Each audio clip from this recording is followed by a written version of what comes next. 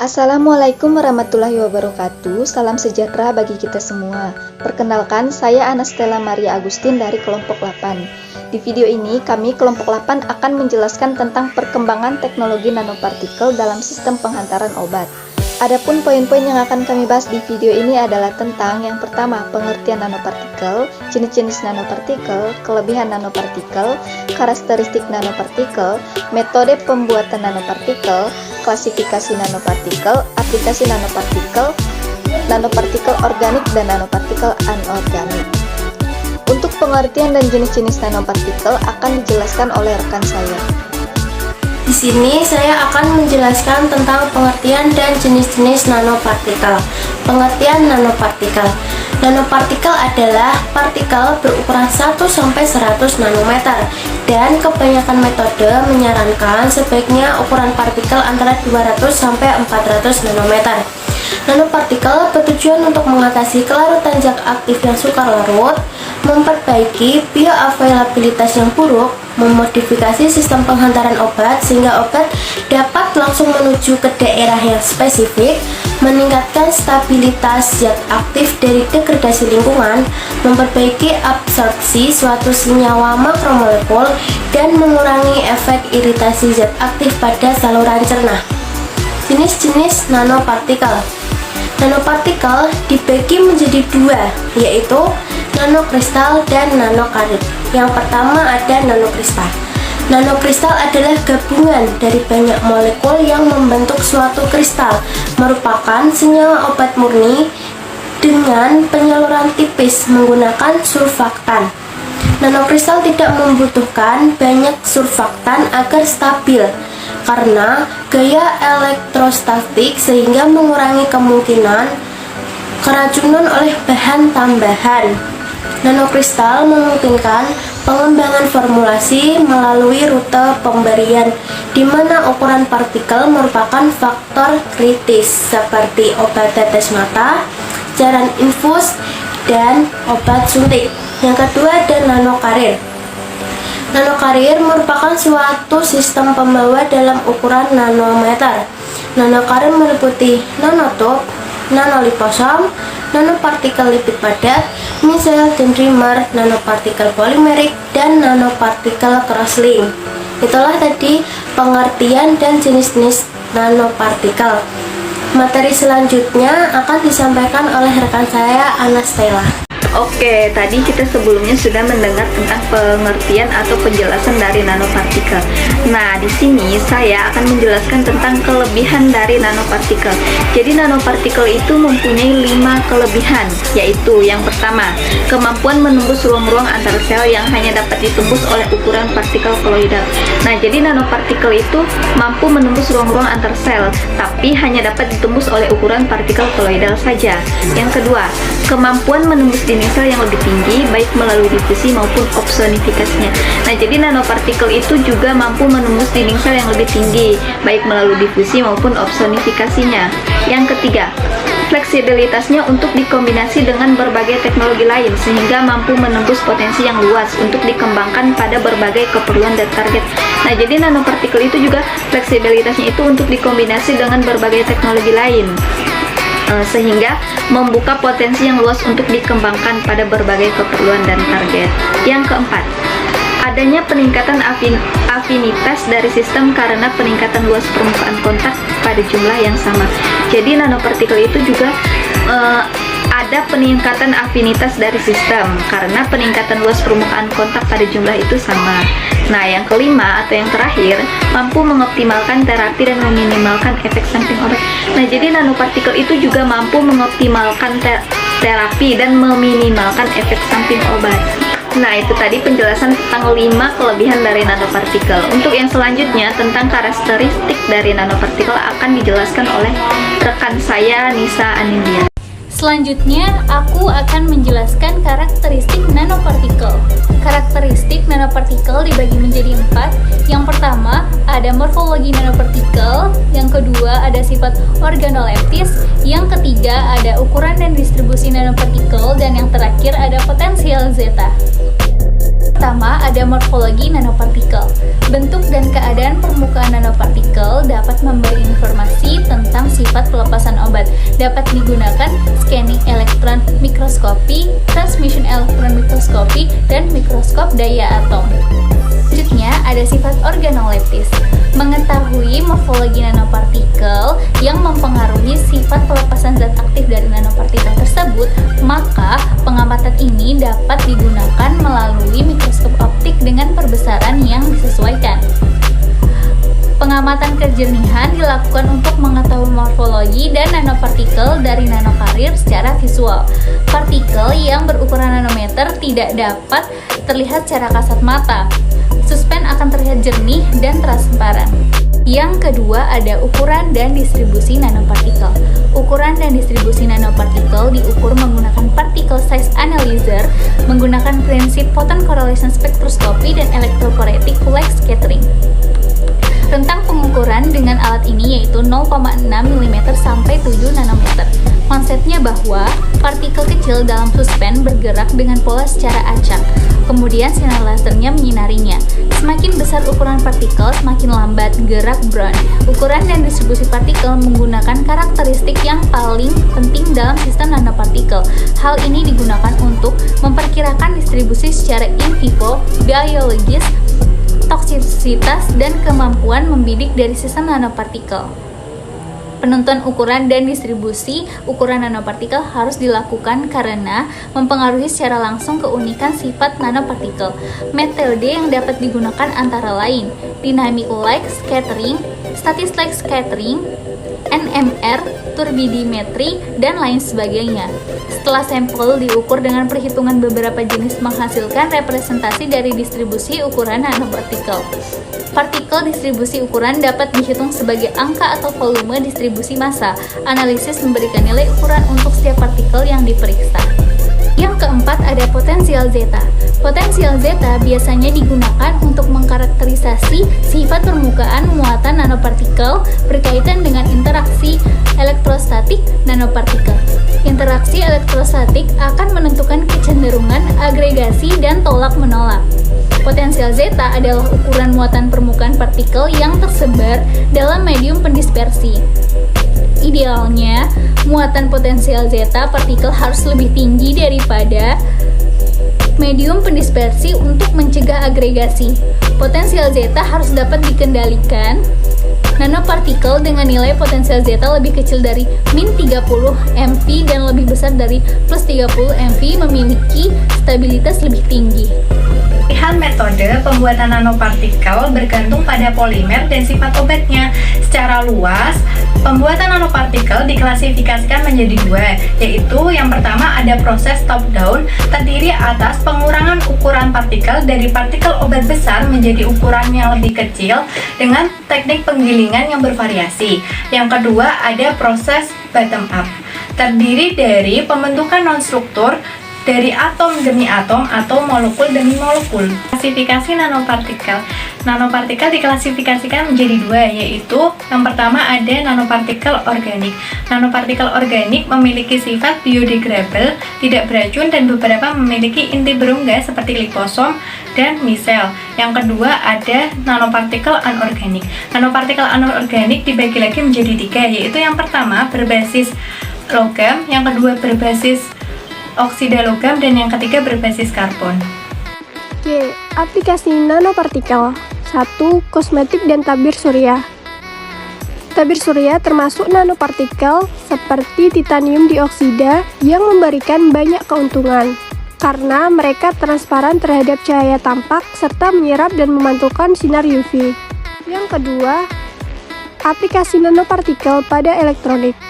Misalnya, teluret timbal nanokristalin, kadmium sulfida, senselenida, dan sulfida digunakan dalam dioda pemancar cahaya atau LED dari tampilan modern.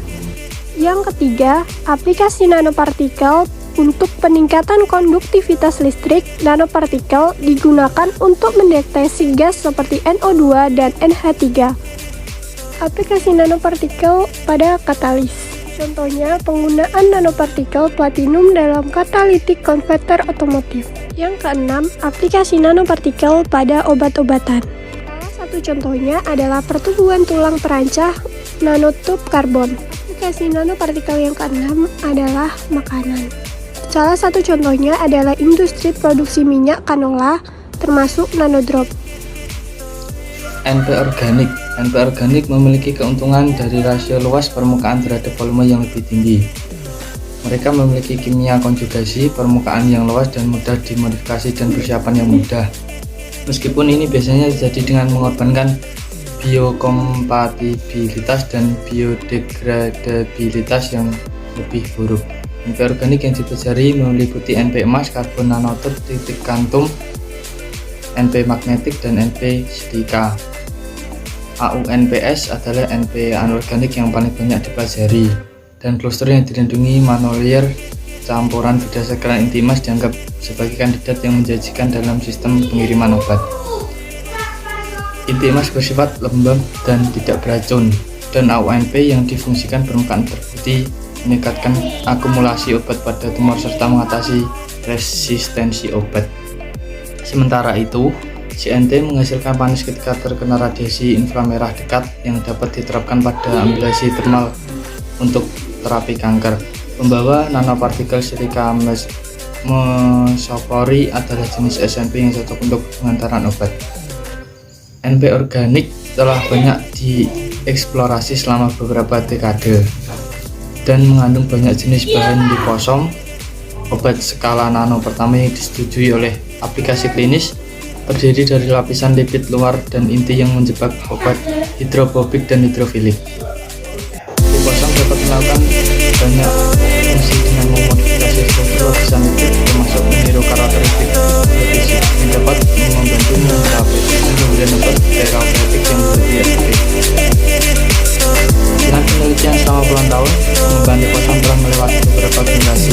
Berkenaan dengan terapi kanker, liposom menjadikan platform yang baik untuk pengiriman info dari banyak obat anti-tumor seperti doxorubicin dan paclitaxel. Di antara kemoterapi lainnya ada asam nuklear. Di bidang kanker payudara dan prostat, penerapan liposom telah semakin umum. Mekanisme NPS dalam mengatasi resistensi obat. Resistensi obat masih menjadi masalah utama dalam pengobatan kanker, meskipun metode terapi kanker semakin meningkat. Resistensi multidrug menyebabkan kegagalan berbagai jenis perawatan kanker yang mengarah pada perkembangan kanker dan prognosis yang buruk. Mekanisme resistensi obat tumor meliputi ekspresi berlebih dari pengangkut kaset pengikat APP, mesin apoptosis yang rusak, tekanan cairan interstisial, dan lingkungan mikrotumor yang asam dan hipoksia. Target transporter effluent, pengangkut penghabisan milik keluarga pengangkut ABC yang telah terbukti memainkan peran penting dalam resistensi obat. Pengangkut penghabisan mengurangi konsentrasi obat antar sel dengan memompa obat keluar dari sel, yang menyebabkan kegagalan pengobatan. Sejumlah besar penelitian telah menunjukkan bahwa beberapa NP yang mengandung kemoterapi dapat melewati paparan obat anti-tumor ke transporter penghabisan. Karena NP sebagian besar memasuki sel melalui endositosis alih-alih difusi dan melepaskan obat di situs perinuklear di dalam sel, jauh dari membran sel dan pompa penghabisan. Sistem penghantaran obat berbasis nanopartikel dapat memodifikasi kontrol pelepasan obat. Misal berbasis polimer digluk amfifilik N-metakrilamida dan blok poli mampu menghambat PGB, pembawa obat tunggal, sehingga memerangi resistensi obat dan meningkatkan efek terapeutik terapi kanker. Selain melewati penghabisan pengangkut, menghambat ekspresi dan fungsinya akan menjadi pilihan lain untuk mengatasi resistensi obat yang dimediasi pengangkut penghabisan. Karena COX-2 telah terbukti terlibat dalam resistensi multidrug yang dimediasi PGB pada kanker. Inhibitor COX-2 selektif dapat menurunkan regulasi ekspresi PGB. Selanjutnya, beberapa penelitian telah mengungkapkan bahwa CO pengiriman cRNA bertarget PGB dan obat anti kanker oleh NP membantu mengatasi kanker yang resistan terhadap obat yang diberikan melalui penghambatan ekspresi transporter ABC. Sebuah studi baru-baru ini mengungkapkan efektivitas mengatasi resistensi obat dalam terapi kanker paru-paru dengan menggabungkan mikro RNA 495 dan doxorubicin ke dalam nanopartikel silika yang dilapisi membran sel kanker, yang hasilnya menunjukkan bahwa mikro R495 efektif menurunkan ekspresi PGB dalam multidruk sel kanker yang resisten. Menargetkan jalur apoptotik, BCL2 adalah protein anti-apoptosis yang diselidiki secara luas, sangat diekspresikan pada banyak kanker, dan merupakan pemain kunci dalam resistensi obat, menunjukkan potensialnya sebagai target untuk membalikan resistensi obat. Mengumpulkan bukti telah menunjukkan bahwa CO pengiriman sirna dan kemoterapi bertarget BCL2 oleh nanopartikel adalah alternatif untuk mengatasi resistensi obat pada kanker. Selain menekan bagian anti-apoptosis, aktivitas senyawa pro-apoptosis juga dapat digunakan untuk memerangi resistensi obat yang dimediasi jalur apoptosis. Misalnya, menggabungkan ceramide dengan obat kemoterapi paclitaxel menambah kemanjuran terapi sebagai model tumor yang resisten terhadap obat. Mekanisme NPS dalam mengatasi resistensi obat. Resistensi obat masih menjadi masalah utama dalam pengobatan kanker. Meskipun metode terapi kanker semakin meningkat, resistensi multi-drug menyebabkan kegagalan berbagai jenis perawatan kanker yang mengarah pada perkembangan kanker dan prognosis yang buruk. Mekanisme resistensi obat tumor meliputi faktor seluler dan fisiologis seperti ekspresi berlebih dari pengangkut kaset pengikat ATP, misalnya pengangkut efflux, mesin apoptosis yang rusak, tekanan cairan interstisial, dan lingkungan mikrotumor yang asam dan hipoksia. Nanoteknologi yang diterapkan pada penghantaran obat untuk pengobatan kanker telah terbukti memainkan peran penting dalam mengatasi resisten obat. Aplikasi nanopartikel lainnya ada beberapa bagian, yaitu yang pertama kosmetik dan tabir surya. Tabir surya perlindungan ultraviolet UV konvensional tidak memiliki stabilitas jangka panjang selama penggunaan. Tabir surya termaksud nanopartikel seperti titanium dioksida memberikan banyak keuntungan. Sifat perlindungan UV dan titanium oksida dan nanopartikel zinc oksida karena mereka transparan terhadap cahaya tampak serta menyerap dan memantulkan sinar UV, menambahkan cara mereka untuk digunakan di beberapa tabir surya. Beberapa lipstick menggunakan nanopartikel oksida besi sebagai pigmennya. Yang kedua yaitu elektronik. Kebutuhan yang lebih tinggi untuk tampilan ukuran besar dan kecerahan tinggi dalam beberapa hari terakhir yang digunakan di monitor komputer dan televisi mendorong penggunaan nanopartikel dalam teknologi tampilan, misalnya telurid, timbal nanokristalin kadium sulfida yang selenida dan sulfida digunakan dalam dioda pemancar cahaya atau biasa kita sebut LED dari tampilan modern. Yang terakhir yaitu makanan. Peningkatan produksi, pengolahan, perlindungan, dan pengemasan makanan dicapai dengan menggabungkan nanopartikel nanoteknologi, misalnya pelapisan nanokomposit dalam proses pengemasan makanan dapat secara langsung memasukkan zat antimikroba pada permukaan film yang dilapisi. Salah satu contohnya adalah industri produksi minyak canola, termaksud nanodrops, aditif yang dirancang untuk mentransfer vitamin dan mineral di dalam makanan.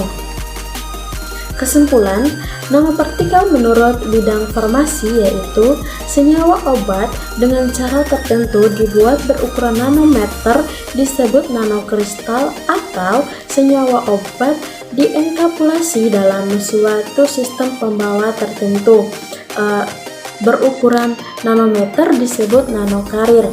Nanopartikel bertujuan untuk mengatasi kelarutan zat aktif yang sukar larut, memperbaiki bioavailabilitas yang buruk, memodifikasi sistem penghantaran obat sehingga obat dapat langsung menuju ke tempat yang lebih spesifik, meningkatkan stabilitas zat aktif dari degradasi lingkungan atau penguraian enzimatis, oksidasi, dan hidrolisis, memperbaiki absorpsi suatu senyawa makromolekul, dan mengurangi efek iritasi zat aktif pada saluran pencernaan.